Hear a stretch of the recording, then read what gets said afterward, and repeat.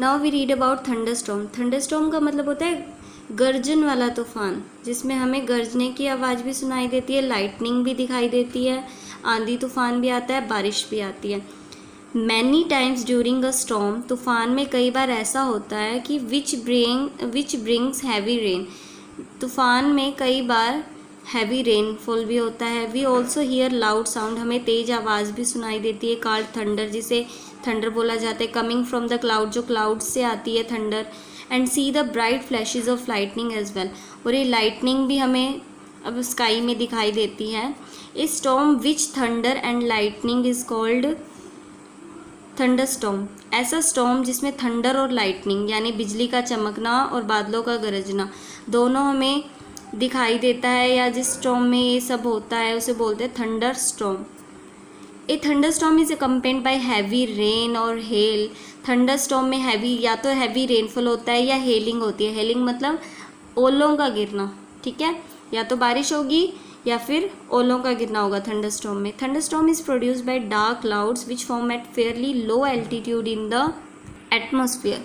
Thunderstorm जो produce होता है वो डार्क क्लाउड्स में प्रोड्यूस होता है, which form at fairly low altitude, जो ये डार्क क्लाउड्स होते हैं बहुत कम एल्टीट्यूड पे होते हैं एटमॉस्फेयर में। और इसका हिंदी मीनिंग क्या होता है थंडरस्टॉर्म का? गर्ज वाला तूफान। Thunderstorm develop in hot and humid tropical areas very frequently. Thunderstorm hot और ह्यूमिड ट्रॉपिकल एरिया में बहुत जल्दी होते हैं, क्योंकि थंडरस्टॉर्म में बादलों के बनने के लिए उन्हें वाटर वेपर्स की ज़रूरत होती है और हॉटनेस चाहिए होती है, हीट चाहिए होती है। तो हॉट और ह्यूमिड क्लाइमेट में ये थंडरस्टॉर्म ईजीली डेवलप होते हैं। This is because the heat of tropical area warm up the air. अब इन एरिया में क्यों होते हैं? क्योंकि जो हीट होती है ट्रॉपिकल एरिया की वो एयर को ईजिली वार्म अप कर देती है, गर्म कर देती है, and make it rise up. और आपको पता है कि जो एयर गर्म होती है वो राइज अप होती है, ऊपर की तरफ उठती है, तो जिसके कारण वो एयर राइज अप होती है। Whereas humidity provides the water vapour for the formation of clouds. अब ह्यूमिडिटी का क्या काम होता है? इसके कारण हमें वाटर वेपर्स प्रोवाइड होते हैं, जिसके कारण क्लाउड्स की फॉर्मेशन होती है। A thunderstorm is formed as follow. आपको थंडरस्टॉर्म की फॉर्मेशन के बारे में अब बताएंगे। The sun heats the surface of the earth. जो सन होता है वो अर्थ की सरफेस को हीट अप कर देता है। The hot surface of the earth warms the air in contact with it. जब सन ने अर्थ की सरफेस को हीट किया तो उसके ऊपर जो एयर है वो भी वार्म अप हो जाएगी, ठीक है। The warm air rise up. अब वो वार्म एयर राइज अप होगी।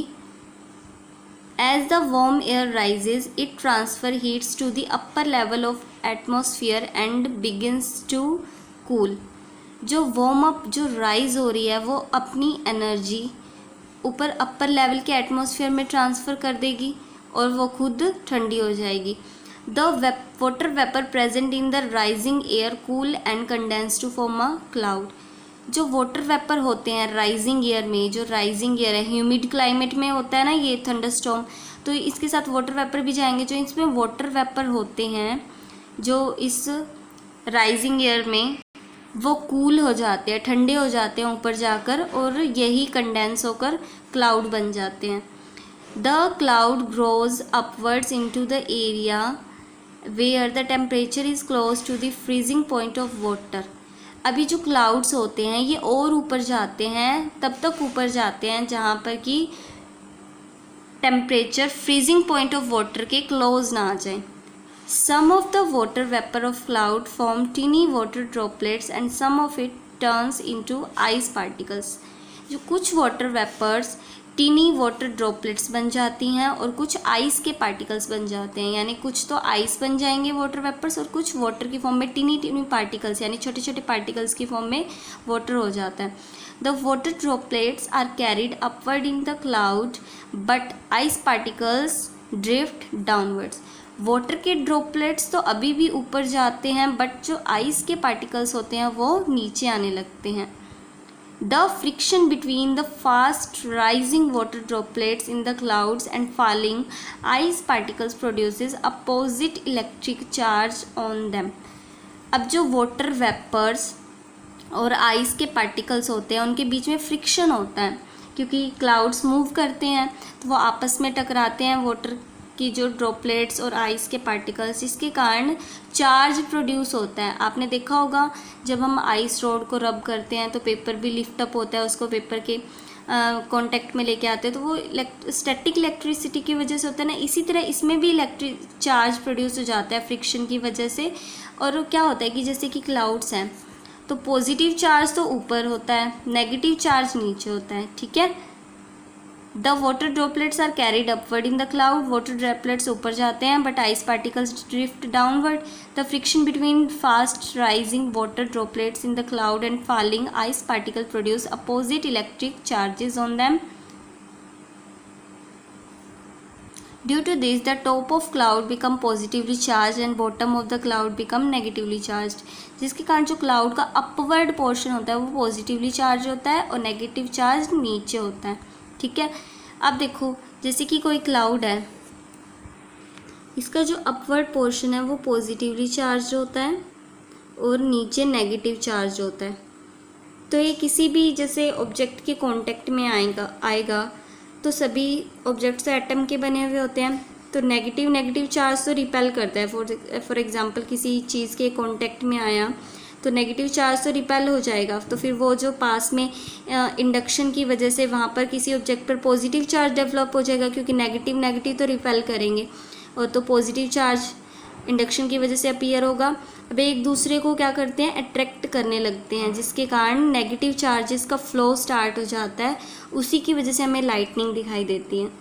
When a large amount of opposite electric charges build up on the cloud, A ट्रेमेंडस amount of electric current passes through the air in the cloud, जिसके कारण ट्रेमेंडस amount of electric current pass होने लगता है air में से, जिसके कारण हमें बिग इलेक्ट्रिक स्पार्क दिखाई देती है विद इन द क्लाउड में।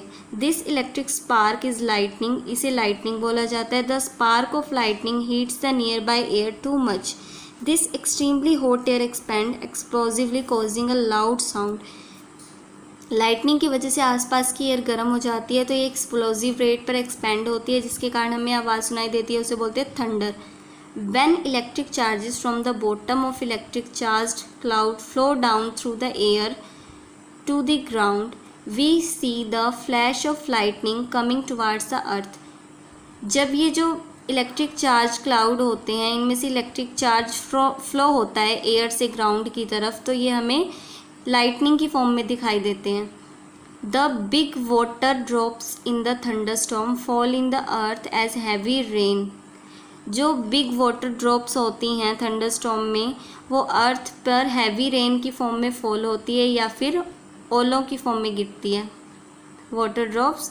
In this way thunderstorm bring strong wind, thunderstorm में स्ट्रॉन्ग विंड्स आती हैं, थंडर होती है, लाउड साउंड प्रोड्यूस होती है, लाइटनिंग होती है और हैवी रेन या फिर ओले गिरते हैं। Precautions to be taken during a thunderstorm, thunderstorm के टाइम हमें क्या क्या सावधानियाँ रखनी चाहिए। A thunderstorm is always accompanied by lightning, thunderstorm में लाइटनिंग प्रोड्यूस होती है। Lightning is a giant electric spark, lightning होती है और बहुत बड़ी इलेक्ट्रिक स्पार्क होती है। When lightning strikes the earth, जब लाइटनिंग अर्थ पर स्ट्राइक करती है, इट कैन किल पीपल, ये लोगों को भी मार सकती है। It also damages building, building को भी डैमेज कर सकती है जब बिजली गिरती है। तो we should take the following precautions during a thunderstorm to protect our self from lightning. हम फॉलोइंग प्रिकॉशंस ले सकते हैं, सावधानियाँ बरत सकते हैं जब भी थंडरस्टॉर्म में लाइटनिंग प्रोड्यूस होगी। We should not sit near a window, हमें विंडो के पास नहीं बैठना चाहिए ड्यूरिंग लाइटनिंग। जब बिजली चमक रही होती है तो विंडो के पास नहीं बैठना चाहिए। ओपन गार्बेजेस में नहीं बैठना चाहिए, गैरेज में नहीं बैठना चाहिए, स्टोरेज शेड के नीचे नहीं बैठना चाहिए, मेटल शेड्स के नीचे नहीं बैठना चाहिए, क्योंकि ये इलेक्ट्रिसिटी के कंडक्टर होते हैं, इनके ऊपर बिजली गिर सकती है। और हमें कोई सेफ प्लेस पर शेल्टर लेना चाहिए during lightning. We should not take shelter under a umbrella with a metallic end during lightning, lightning के टाइम हमें अम्ब्रेला का भी शेल्टर नहीं लेना चाहिए, क्योंकि उसमें मेटालिक रोड लगी होती है जो इलेक्ट्रिसिटी की कंडक्टर होती है। The this is because metallic end of umbrella में act as conductor for lightning and harm us, क्योंकि जो मेटालिक एंड होता है अम्ब्रेला का वो लाइटनिंग के लिए कंडक्टर हो सकता है और इसके कारण हमें नुकसान हो सकता है। We should not take shelter under an isolated and tall tree, हमें किसी लंबे ट्री के नीचे या अकेले एक सिंगल ट्री के नीचे भी शेल्टर नहीं लेना चाहिए। This is because an isolated tall tree is more likely to be hit by lightning due to is nearness to the clouds, क्योंकि जो एक लंबा ट्री होता है, लंबा ट्री, उसकी जो क्लाउड से नियरनेस, नज़दीकी होती है, वो बहुत ज़्यादा होती है, तो इसके ऊपर लाइटनिंग गिर सकती है, इसलिए किसी लंबे ट्री के नीचे आपको शेल्टर नहीं लेना चाहिए। We should however not lie on the ground during lightning, lightning के टाइम आपको ग्राउंड पर भी नहीं लेटना चाहिए। A car is a safe place to take shelter during lightning, lightning के टाइम अगर आपको शेल्टर लेना है तो कार में एक सेफ प्लेस है, क्योंकि ये इसकी हाइट नहीं होती ना, इसलिए इसके ऊपर लाइटनिंग नहीं गिरेगी क्योंकि इसकी हाइट नहीं होती। और क्या रीज़न होता है कि कार की जो बॉडी होती है वो मेटालिक होती है ना, और वो अर्थ के साथ कांटेक्ट में होती है। अगर कार के ऊपर बिजली गिरती है तो वो मेटालिक इसकी बॉडी होने के कारण जो अर्थ का ये जो सारा चार्ज इसके ऊपर आएगा कार के ऊपर, ये अर्थ में ट्रांसफ़र कर देती है। और अर्थ तो इलेक्ट्रिक चार्जेस का एक ह्यूज सिंक है, अपने अंदर सारे इलेक्ट्रिक चार्जेस ले सकती है अर्थ। तो कार में रहना एक सेफ़ प्लेस है, इसकी बॉडी मेटालिक होती है जो इलेक्ट्रिक चार्जेस को ईजिली अर्थ के अंदर सिंक कर देती है। If we are in water, अगर हम वाटर में होते हैं जैसे कि स्विमिंग पूल या बीच में होते हैं, अगर थंडरस्टॉर्म स्टार्ट हो जाता है, lightning take place, we should get out of the water, हमें वाटर से बाहर निकल जाना चाहिए and go inside a building, किसी बिल्डिंग के अंदर चला जाना चाहिए, क्योंकि बिल्डिंग सीमेंट की बनी होती है, चार्जेस का कंडक्टर नहीं होती है, इसलिए हमें बिल्डिंग के अंदर चले जाना चाहिए।